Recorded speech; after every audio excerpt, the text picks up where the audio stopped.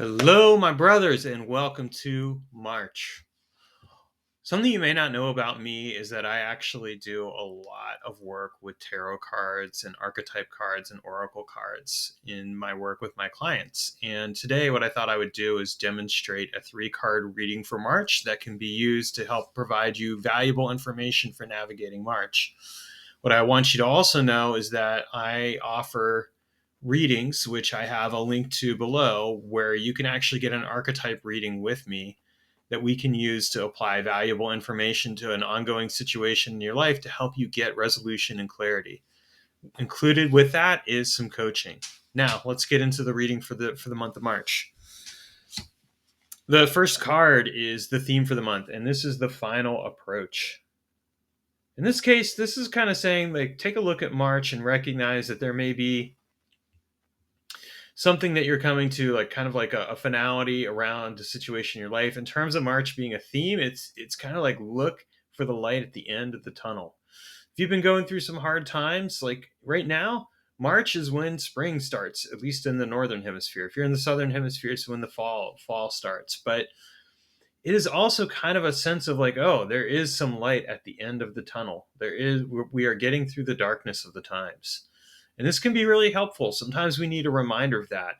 I say that especially for men because a lot of times we get caught up in, the darkness of a moment. It feels like things are like hard and oppressive and we got to do everything we can to get through it. And, it doesn't have to be that hard. So we want to keep that in mind. The ally for this month, it's going to seem weird. It's the oppressor card. Here's how I look at this is take a look at maybe the way that you are at the situations where you are allowing yourself to be small, where you're allowing other people to have control over your life, where you're letting people say what they want. Sometimes you have to look at these cards and say, okay, how is this showing up in my life? And that can be an ally right there because it helps us to actually see what is getting in our own way. So think about it with your work, with your relationships, etc. Where are you maybe giving away your power? Use that oppressor energy to kind of look at that and say, like, is this what I really want to allow anymore? And can I take responsibility for how I show up? And then we have the status quo. And really, this is a good reminder that, and this is kind of like the obstacle to be aware of. And in this case, it's kind of like don't settle for small, don't settle for the status quo. Sure, it looks comfortable, but a lot of times there's discomfort there. And men, we need to lean into our edges. We need to challenge ourselves. We need to be challenged by other men.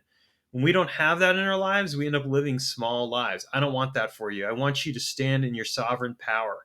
And this is a good reminder that you can do that. All right, if you want a more personalized reading, reach out to me. I love doing readings with people, and you get coaching with it as well. Take care and have a great day. And see you in April.